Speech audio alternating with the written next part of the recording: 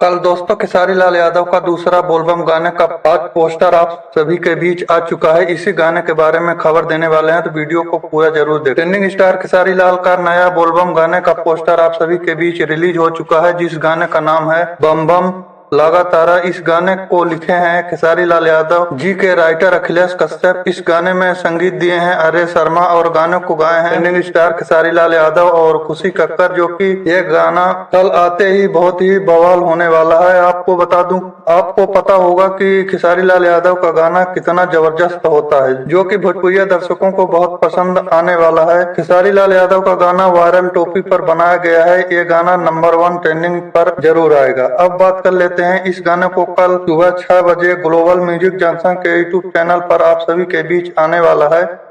Video में नजर आने वाले हैं खेसारी लाल यादव और रक्षा गुप्ता, जो कि बहुत ही बवाल गाना होने वाला है। वीडियो पसंद आए तो लाइक जरूर करें।